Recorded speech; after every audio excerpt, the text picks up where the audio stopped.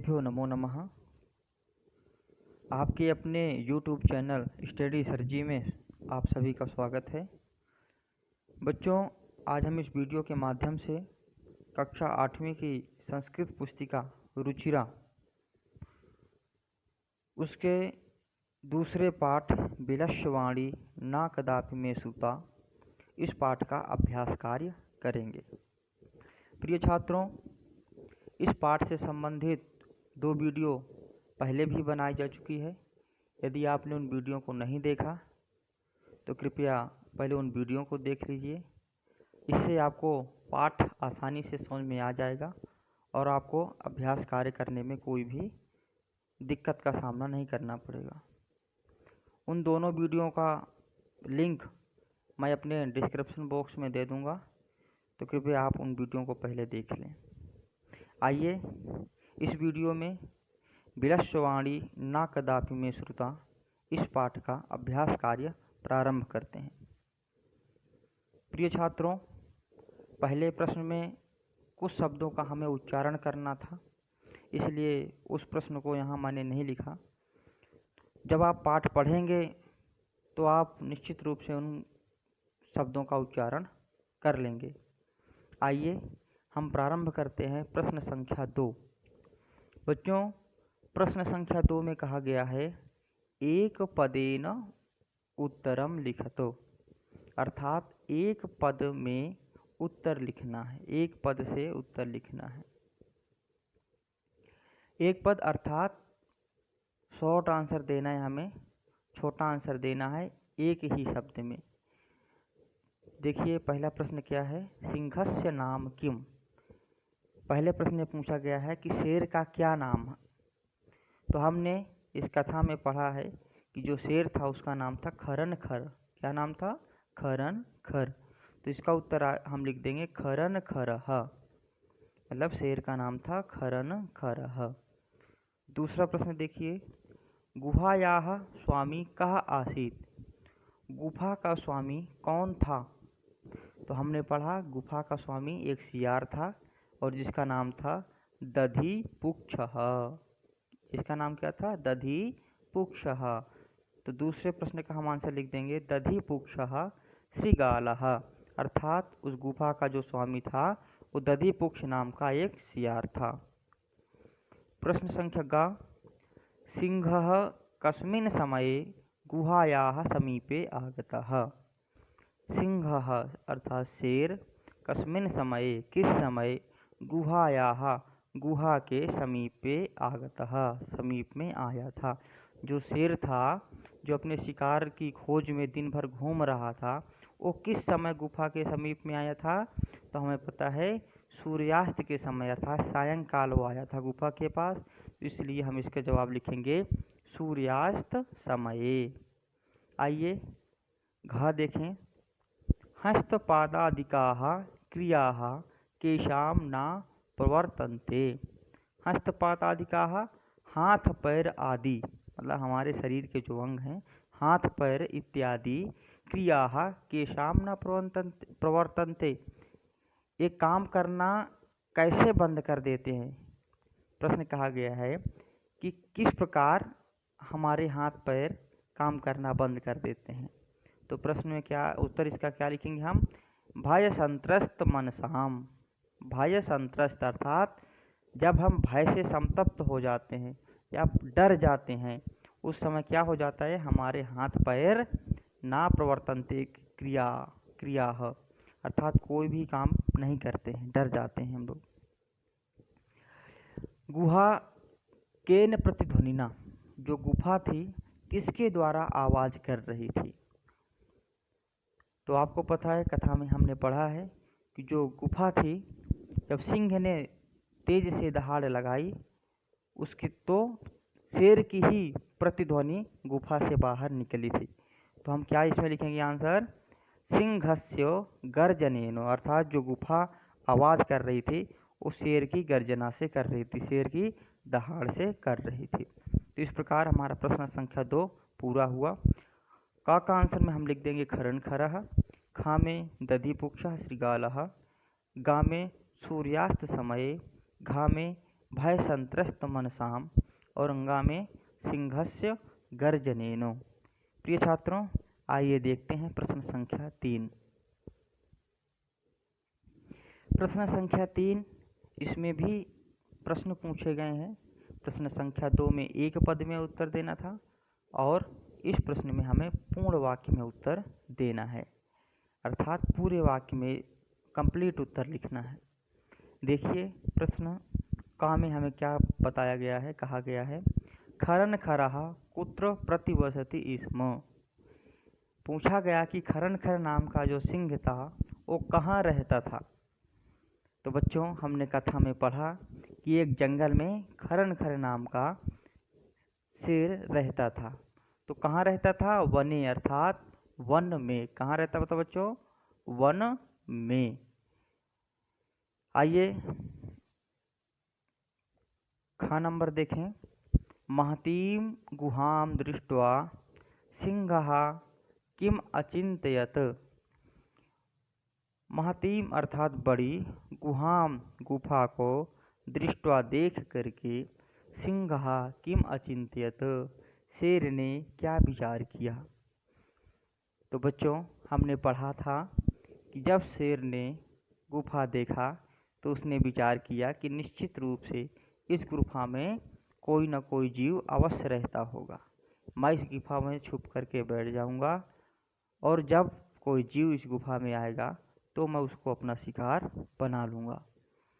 तो आइए इसका उत्तर देखिए। महती गुहाम दृष्ट्वा सिंह अचिंत्यत। तो बड़ी गुफा को देख करके शेर ने विचार किया, नूनम निश्चय ही एतस्याम गुहायाम, इस गुफा में रात्रौ कोपि जीव आगच्छति, रात्रि में कोई जीव अवश्य आएगा।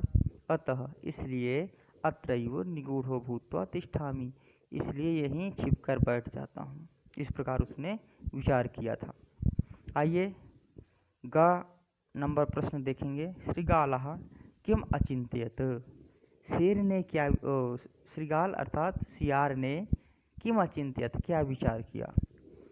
तो जब सियार आया, शेर के पैरों के निशान उसने देखा तो उसने विचार किया, ओहो, मैं तो आज निश्चित रूप से मारा जाता।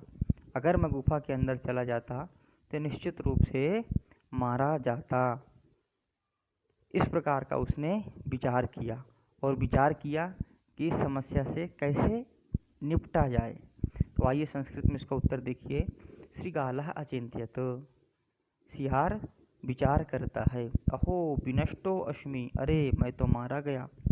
नूनम अस्मिन् बिले सिंहः अस्तीति तर्कयामि, निश्चित रूप से इस बिल में शेर है, इस प्रकार का विचार कर रहा हूँ। तत् किम करवाणी, तब मुझे क्या करना चाहिए, इस प्रकार का विचार किया।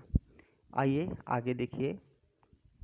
घ नंबर में कहा गया है श्रीगालः कुत्र पलायितः। जो सियार था, कुत्र मतलब कहाँ, पलायितः मतलब भाग गया। कहाँ भाग गया? तो हमें पता, जब उसे पता चल गया कि गुफा में शेर है तो दूर भाग गया था। तो क्या लिखेगी आंसर में? श्रीगालः गुहायाः दूरम पलायितः, सियार गुफा से दूर भाग गया। अंगा नंबर में देखिए। गुहा समीपम आगत्य श्रीगालः किम पश्यति। गुफा के समीप आकर के सियार क्या देखता है। तो हमने कथा में पढ़ा, जब वो आया तो गुफा के समीप वो शेर के पैरों के निशान देखता है। तो उत्तर में क्या लिखेंगे? गुहा समीपम आगत्य श्रीगालः सिंह पद्धति पश्यति। सिंह पद्धति क्या लिखेंगे? सिंह पद्धति। जब गुहा के समीप सियार आया तो उसने शेर के पैरों के निशान देखा। आइए अगला प्रश्न। कहा शोभते, कौन सुखी होता है या कौन शोभायमान होता है। तो हमने इस श्लोक में पढ़ा है, यह अनागतम कुरुते सह शोभते, अर्थात जो आने वाले समय के बारे में विचार करता है वही सुखी रहता है। आने वाले समय अर्थात आने वाली समस्याओं के बारे में पहले से विचार जो कर लेता है वही व्यक्ति सुखी रहता है। तो बच्चों, इस प्रकार हमारा प्रश्न संख्या 3 भी पूरा हुआ। आइए देखते हैं प्रश्न संख्या 4। प्रश्न संख्या 4 बहुत ही महत्वपूर्ण प्रश्न है। इससे संबंधित हमेशा ही परीक्षाओं में प्रश्न पूछे जाते हैं। तो आइए देखते हैं। रेखांकित पदानि आधृत्य प्रश्न निर्माणम कुरुतो। नीचे कुछ शब्द दिए गए हैं, उसके नीचे रेखा खींची गई है। उन शब्दों का हमें प्रश्न निर्माण करना है, अर्थात प्रश्न बनाना है। तो पहले देखिए, क्षुधार्तः सिंहः कुत्रापि आहारम न प्राप्तवान। क्षुधार्ता मतलब भूख से व्याकुल शेर को कहीं भी आहार प्राप्त नहीं हुआ। तो इसे हम हिंदी में कैसे बनाएंगे? किस प्रकार के शेर को कहीं भी आहार नहीं प्राप्त हुआ, कहीं भी भोजन प्राप्त नहीं हुआ। तो हमने पढ़ा था किस प्रकार का शेर था? क्षुधार्ता, जो भूख से व्याकुल था। तो किस प्रकार की संस्कृत क्या होती है? कीदृशः। कीदृशः किस प्रकार के। सिंह को कहीं भी आहार प्राप्त नहीं हुआ। तो हम यहाँ पर क्षुधार्ता की जगह क्या लिखेंगे? कीदृशः। आगे देखिए, दधिपुक्षः नाम श्रृगालः गुहायाः स्वामी आसीत्। दधिपुक्ष नाम का सियार गुफा का स्वामी था। तो अब इसे हिंदी में कैसे बनाएंगे? किस नाम का सियार गुफा का स्वामी था? तो किसकी या क्या नाम वाला सियार गुफा का स्वामी था? तो क्या के लिए हम संस्कृत में क्या प्रयोग करते हैं? किम। तो क्या यहाँ लिखेंगे? किम नाम श्रृगालः गुहायाः स्वामी आसीत्। किस नाम के सियार को गुफा का स्वामी बताया गया था। आइए ग नंबर देखिए, एषा गुहा स्वामिनः सदा आह्वानम करोति। यह गुफा हमेशा अपने स्वामी का आवाहन करती है, स्वागत करती है या उन्हें आवाज़ लगाती है। तो इसका क्या हम लोग प्रश्न बनाएंगे? ऐसा यह गुफा किसका हमेशा आवाहन करती है। तो किसका शब्द संस्कृत के में हम जब प्रयोग करेंगे तो क्या प्रयोग करेंगे? कस्य। कस्य अर्थात किसका। इस प्रकार हमारा प्रश्न निर्माण हो जाएगा। ऐसा गुहा सदा ऐसा गुहा कस्य सदा आह्वानम करोति।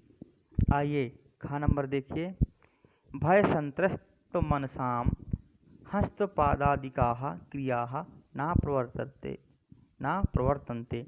डरे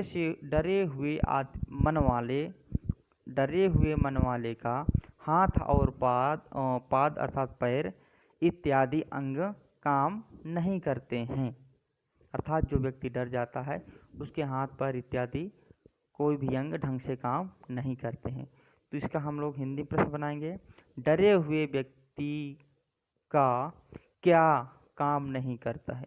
क्या, तो हम क्या कर देंगे यहाँ पर? कीदृशः। क्या लिखेंगे? कीदृशः मतलब किस प्रकार के आदमी के हाथ पर काम, डरे हुए आदमी का हाथ पर किस प्रकार होता है? कीदृशः। हम इसका आंसर क्या लिखेंगे? भय संत्रस्त मनसाम कीदृशः न प्रवर्तन्ते। अंगा नंबर देखिए, आह्वानेन श्रृगालः बिले प्रविश्य सिंहस्य भोज्यम भविष्यति। शेर ने क्या विचार किया? आवाज़ लगाने से शेर बिल में प्रवेश करेगा और शेर उसे अपना भोजन बना लेगा। तो किस में प्रवेश करेगा? बिले अर्थात गुफा में। तो किस में का प्रयोग क्या करेंगे? कस्मिन का भी प्रयोग कर सकते हैं अथवा कुत्र का भी प्रयोग कर सकते हैं। हमारा उत्तर क्या बनेगा? आह्वानेन श्रृगालः कस्मिन् प्रविश्य सिंहस्य भोज्यम भविष्यति अथवा कुत्र प्रविश्य सिंहस्य भोज्यम भविष्यति। इस प्रकार हमने चौथे प्रश्न को देख लिया। का आंसर आएगा कीदृशः। खा में हम लिखेंगे किम, गा में कस्य, घा में कीदृशः और अंगा में कस्मिन अथवा कुत्र। आइए देखिए प्रश्न संख्या 5। बच्चों, प्रश्न 5 में जो पूछा गया है, घटना क्रमानुसारम वाक्यानि लिखत। अर्थात कहानी की कुछ लाइनों को आगे पीछे करके यहाँ दिया गया है, उसको सही क्रम से लिखना है जिस प्रकार कहानी में बताया गया है। का नंबर देखिए, गुहायाः स्वामी दधिपुक्षः नाम श्रीगालः समागच्छतो। गुफा का स्वामी दधिपुक्ष नाम का सियार आया। खा में, सिंह एकां महतीं गुहाम अपश्यतो। शेर एक बहुत बड़ी गुफा को देखता है। परिभ्रमण सिंह क्षुधार्थौ जातः। घूमता हुआ शेर भूख से व्याकुल हो जाता है। दूरस्थः श्रीगालः रवं कर्तुम् आरब्धः। दूरस्थः श्रीगालः रवं कर्तुम् आरब्धः। दूर से ही सियार आवाज करना प्रारंभ करता है। सिंहः श्रीगालस्य आह्वानं करोतु। शेर सियार को आवाज लगाता है या बुलाता है। दूरम पलायनः श्रीगालः श्लोकं पठतो। दूर भागकर सियार श्लोक पढ़ता है। गुहायां कोऽपि अस्ति इति श्रीगालस्य विचारः। गुफा में निश्चित रूप से कोई बैठा है, इस प्रकार सिगार ने विचार किया। तो आइए देखते हैं इसका सही क्रम क्या होता है। बच्चों, सबसे पहले आएगा परिभ्रमण सिंह क्षुधार्तौ जातः। घूमता हुआ शेर भूख से व्याकुल हो जाता है। अगला आएगा सिंह एकां महतीं गुहाम अपश्यतो। शेर को एक बड़ी गुफा दिखाई देती है। गा नंबर में, गुहायाः स्वामी दधिपुक्षः नाम श्रीगालः समागच्छत। गुफा का स्वामी दधिपुक्ष नाम का सियार आता है। और घा में आएगा गुहायां कोऽपि अस्ति इति श्रीगालस्य विचारः। गुफा में कोई है, इस प्रकार का सियार ने विचार किया। दूरस्थः श्रीगालः रवं कर्तुम् आरब्धः। दूर भागकर सियार आवाज करना प्रारंभ करता है। सिंहः श्रीगालस्य आह्वानं करोतु। शेर सियार को बुलाता है। दूरम पलायमानः श्रीगालः श्लोकं पठतो। दूर भागकर सियार श्लोक पढ़ता है। आइए अगले प्रश्न को देखते हैं। प्रश्न संख्या 6। बच्चों, इसमें कहा गया है यथा निर्देशम उत्तरतो। अर्थात प्रश्न में जिस प्रकार का प्रश्न पूछा गया है, जिस प्रकार का निर्देश दिया गया है, हमें वैसा ही उत्तर देना है। आइए देखें। एकां महती गुहां दृष्ट्वा सा अचिंत्यत। एक बड़ी गुफा को देखकर वह विचार करता है। अस्मिन् वाक्ये, इस वाक्य में कति विशेषण पदानि, कितने विशेषण पद हैं। संख्या सह पदानि लिखत। संख्या के साथ पद लिखना है कि कौन से, मतलब संख्या भी बताने कितनी है और कौन कौन से शब्द विशेषण हैं वह भी लिखना है। तो बच्चों, एकां महतीं गुहां दृष्ट्वा सह अचिंत्यत, इस वाक्य में हमें देखिए दो विशेषण दिखाई देते हैं। विशेषण उन शब्दों को कहा जाता है जो किसी शब्द की विशेषता बताते हैं। तो देखिए, गुफा एक शब्द है जिसकी विशेषता एकाम अर्थात एक ही गुफा की बात की गई है। जितने भी संख्यावाची शब्द होते हैं सब विशेषण होते हैं, इसलिए एकाम और महती अर्थात बड़ी गुफा की विशेषता क्या है, जो एक है और बहुत बड़ी है। तो ये दोनों विशेषण शब्द हैं, गुफा के लिए प्रयोग किए गए हैं। तो हम इसमें लिखेंगे कि इस वाक्य में दो विशेषण पद हैं, एक है एकाम और दूसरा महतीम। तो लिखेंगे अस्मिन् वाक्ये द्वे विशेषण पदे एकाम महतीम च स्तः। आइए खा में देखिए, तद अहम अस्य आह्वानं करोमि। तब मैं इसका आवाहन करूँगा या करता हूँ। अत्र अहम इति पदम कस्मै प्रयुक्तम। जो शेर ने विचार किया था कि अब मैं शिकार को बुलाता हूँ या उसे आवाहित करता हूँ, तो ये जो अहम शब्द है ये शेर के लिए प्रयुक्त किया, सिंह के लिए। इसके हम लिखेंगे आंसर, तद अहम अस्य आह्वानं करोमि। अत्र अहम इति पदम सिंहाय प्रयुक्तम, शेर के लिए प्रयोग किया गया है। गा में देखेंगे, यदि तुम माम न आह्वयसि अस्मिन् वाक्ये कर्तृपदम किम।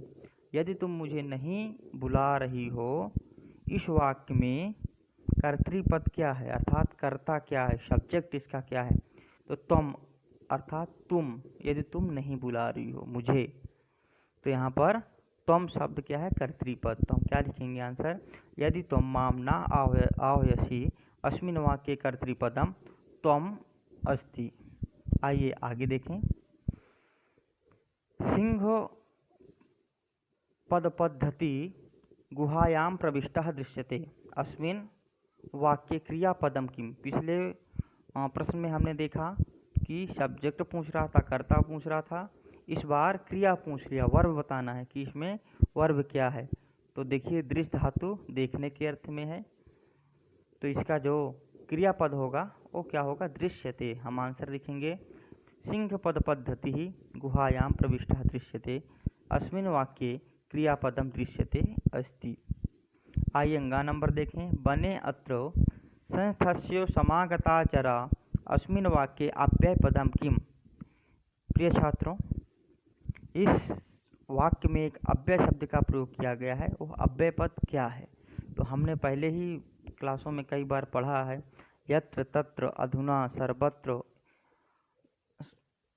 उभयतः परितः सर्वतः, ये सारे क्या हैं, अव्यय पद हैं। तो यहाँ पर क्या प्रयोग है, बने अत्र, अत्र मतलब यहाँ, इस वन में, संस्थस्थ समागता जरा मतलब मुझे बहुत समय से रहते हुए रह रहा हूँ, जिससे मैं बूढ़ा हो गया हूँ।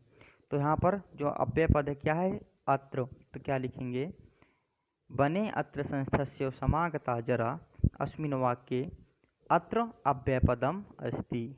किम अव्ययपदम अस्ति, अत्र। आइए अगला प्रश्न देखें। प्रश्न संख्या 7।